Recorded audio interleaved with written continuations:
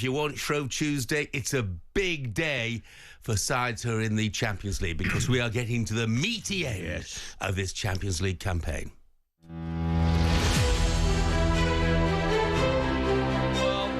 Competition that just keeps giving, Jim. It's fantastic. There's always goals in the Champions League. For Mbappe, lobs it over the keeper. Oh, what a start! Well, nobody's done European dominance like Real Madrid. Comes out to Griezmann, into the area. He scored! Atletico go goal down, look like they're getting battered, and find a way to hold on and win. Oh, they have the breakthrough!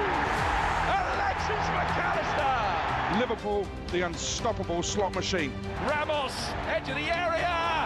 Top right-hand corner, PSG 4, Manchester City 2. They've really developed, I think, as a unit. And they've won it by Munich in stoppage time. Alphonso Davies runs away to the corner flag. Right-footed volley, it's 1-1.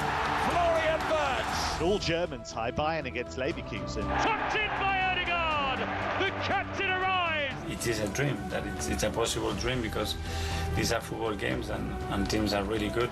Morgan Rogers with a hat-trick, and they are in the last 16. This is the really next challenge I have. Barcelona playing it forward. Oh, it's a brilliant volley from Rafinha. Fantastic excitement. Our last 16 kicks off tonight, 2 English sides in action. Before we talk about that, though, far more importantly, Dan, the Palace fan, has a message for you, Coisty. There's something you don't hear every day. Ali likes honey on his nuts. Brilliant, Dan. We better get swiftly back to the football or we're going to be in big trouble. Absolutely. Villa, of course, they travelled to Belgium to take on, looks like Club Brugge, but I looked up the pronunciation last night. And the G's aren't really pronounced. It's more like Club Brugge. You know, that's the way it is. It's not going to catch on. I'll probably give it 11 different names tonight when I'm doing the game. Well, hopefully after the last 16 we won't need to mention them again, eh? Well, you fancy Villa, don't you? Yeah, it's live on talkSPORT 2 from 5:45. Arsenal head off to take on PSV in the first leg of their last 16. Tie game live on talkSPORT from 8. And of course tonight also includes a huge match between Atletico and Real Madrid. It really is. Joining us for more, our favourite European football expert, Kevin Hatchard. Morning, Kev. Morning, Kev. Morning, guys. I'm annoyed that Dan stole my line about the honey, to be honest. I was poised and ready because I must admit that stood out to me as well. Quite the image to start the morning. Look, we're probably on the show. We'll talk a lot about Villa and Arsenal later. So let's start off with that Madrid derby. I tell you what struck me, Kev, is that there's a lot of talk about the form of Kylian Mbappe, but what a season Julian Alvarez is having for Atletico. Yeah, absolutely. And he got the winner at the weekend against Athletic Club, which was a really important win. And it took a little while to get going. I think that's understandable. New league, new club. Simeone has very specific requirements, but he's a world-class player. And you look at what he's won already in his career, not just at club level, but internationally. And I think City really missed him. I think now they've got Marmoush, that'll be mitigated because I think he could do a similar job. But Alvarez has been absolutely sensational. And what they have, Atletico, is they have the ability to rotate him and rest him if they need it, because they've got guys like Sørloth who can come in and just take that pressure off. Angel Correa, they've got Griezmann.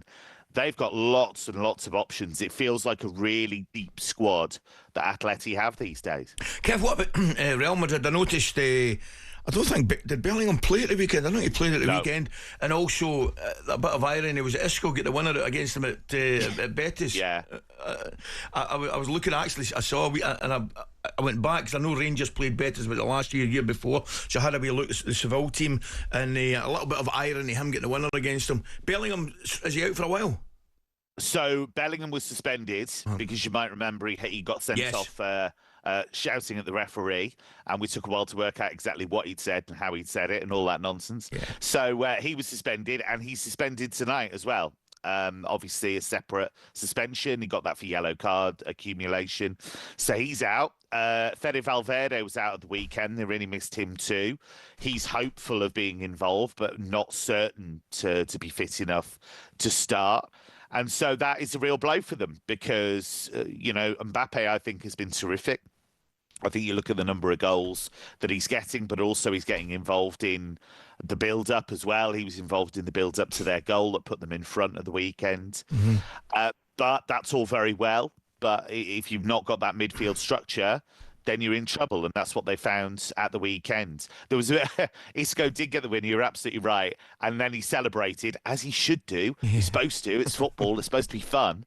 And then he apologised afterwards and said, "Oh well, I'm very grateful to Real Madrid. But you know, it's a goal. Just get on with it. It's fine. Just celebrate."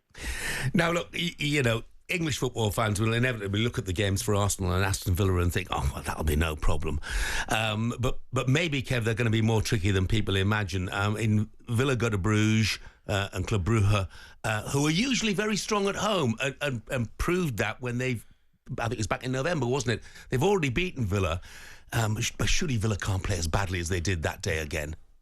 Yeah, well, that was the Tyrone Mings incident. I'm led to believe they had a long analysis session, as they always do under Unai Emery, of that game. Whether Mings excused himself for that particular bit of the analysis session, I don't know, because that was the one where he handled the ball after it had been played to him. What's interesting, actually, is Nicky Hyen, the Club Brugge boss, said, I think this is a better Villa now. He talked about the signings they've made. He talked about the quality they have. And he feels that they are better now than they were then. But I think Club Brugge are probably better now than they were then. Because what they did to Atalanta in the playoff round was unexpected and extraordinary. Because they're probably a bit lucky to win the first leg, although they were very good for parts of that first leg in Belgium.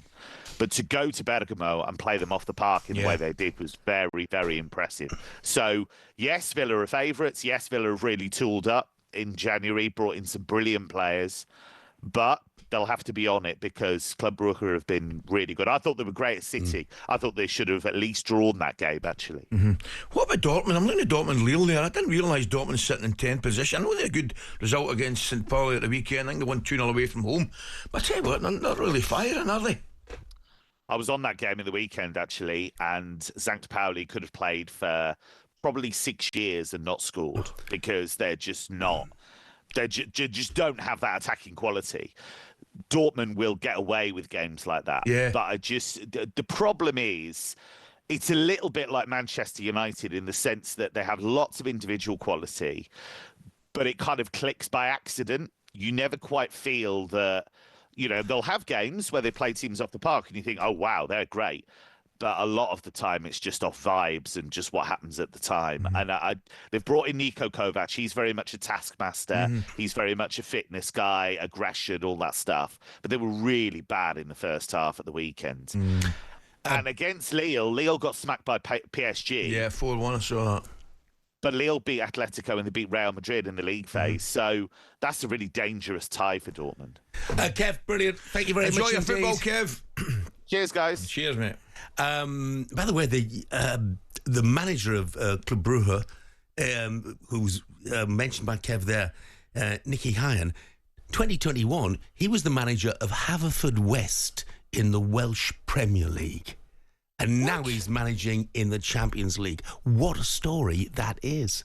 That's unbelievable. Where did you find that one from? My sources. Well played, I read a newspaper. Well played. No, I read so 4 years ago, he's managing in the Welsh League. And he got the chance to go back to Club Brugge, looking after one of their junior sides, I think, or their academy. And, of course, eventually he's moved up the ladder. So there was a connection there before? There was a connection there before, yeah. Wow.